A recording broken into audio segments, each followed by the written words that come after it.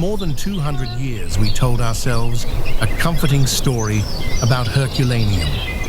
Unlike its neighbor Pompeii, where the dead lay scattered everywhere, frozen in their final agony, the little seaside town of Herculaneum seemed almost empty. Barely a dozen bodies were ever found inside its walls. And so, historians assumed the best, that its people had seen the danger and escaped. They were wrong. In the 1980s, archaeologists finally dug down to the town's ancient shoreline, and there they found them. More than 300 men, women and children, packed together in stone chambers at the water's edge, waiting for a rescue that never came. This is the story of the last night of Herculaneum and of the people who almost made it out. Herculaneum was nothing like Pompeii. Where Pompeii was a bustling, workaday commercial city of some 20,000 people, Herculaneum was smaller, quieter, and far wealthier.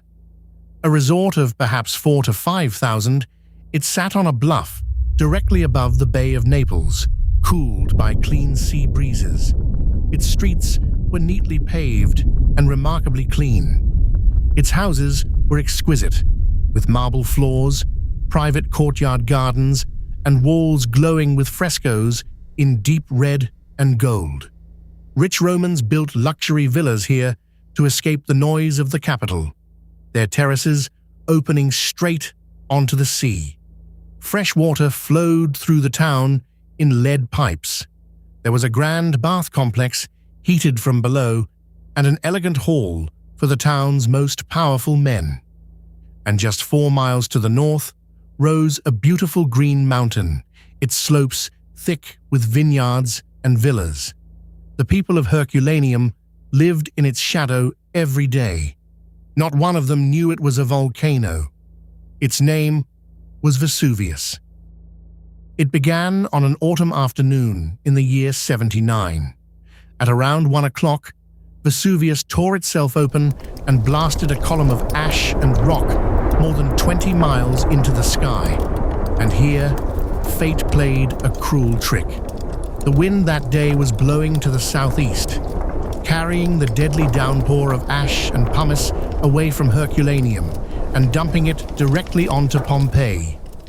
So while Pompeii was being buried alive under falling stone hour after hour, Herculaneum stood almost untouched.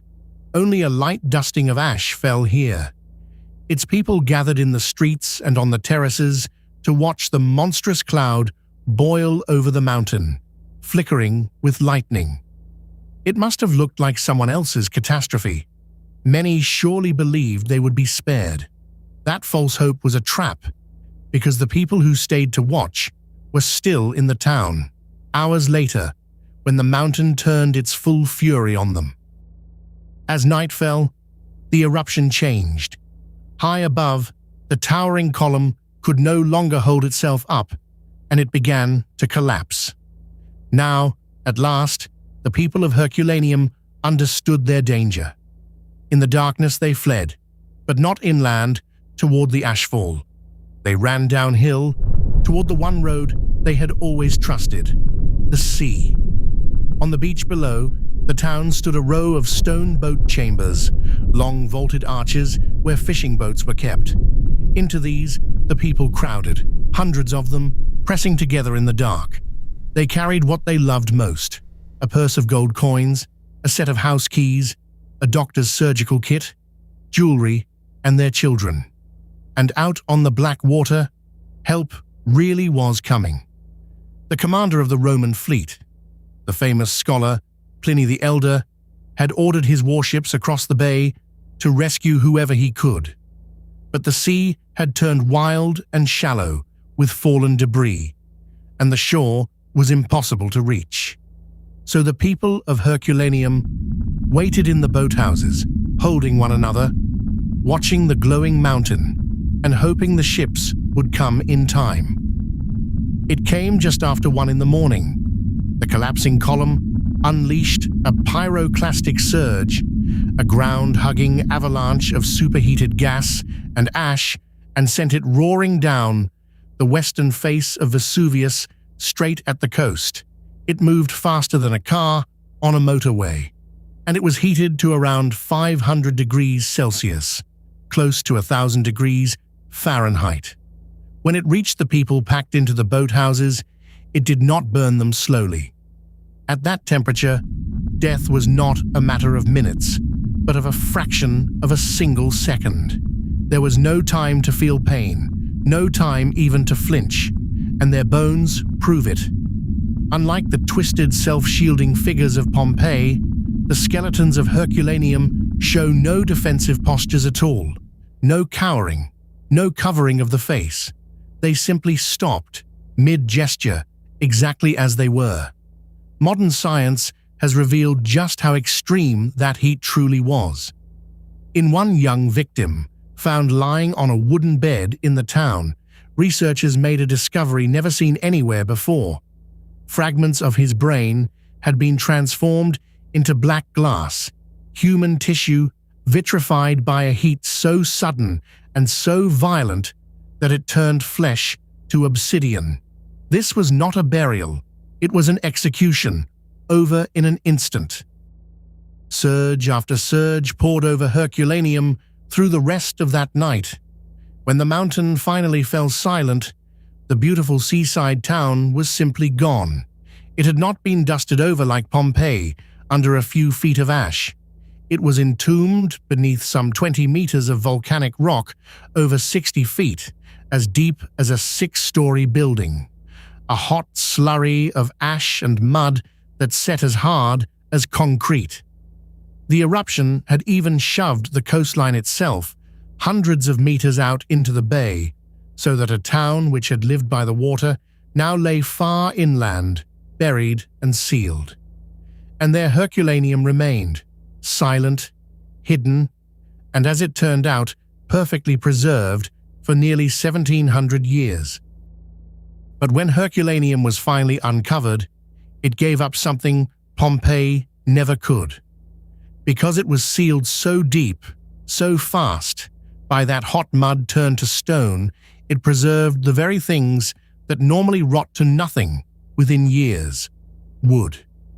In Herculaneum, archaeologists found wooden doors still hanging on their hinges, wooden beds, shelves, and screens, a wooden wine rack, a garden fence, even a baby's wooden cradle with the tiny skeleton of the infant still lying inside it.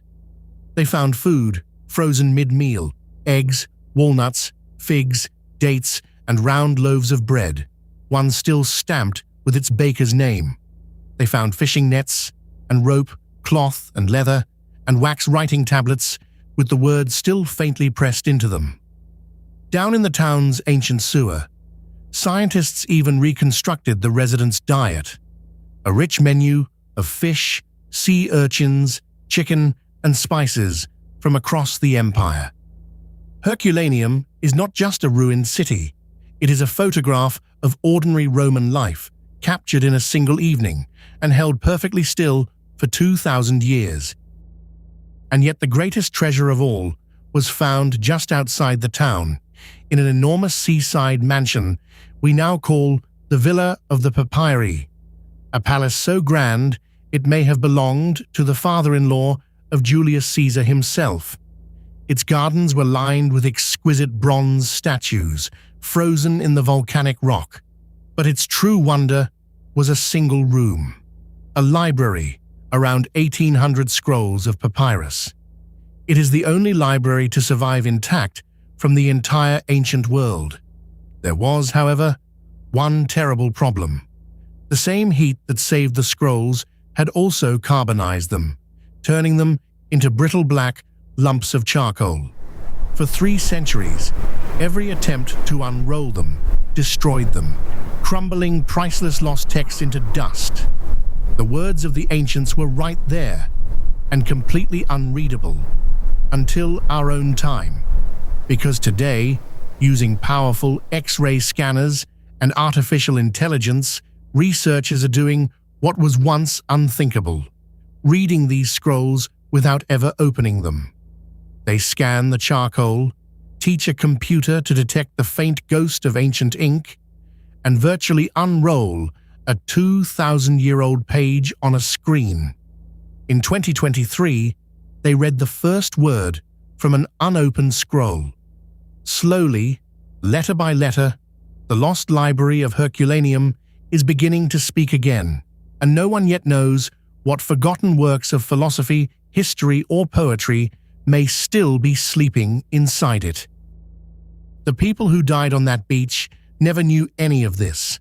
They never knew that their town would sleep for 17 centuries, or that it would one day hand us the most intimate portrait of Roman life ever found. Their bread, their furniture, even their books. They knew only the dark and the cold sea at their backs and the burning mountain that had betrayed them.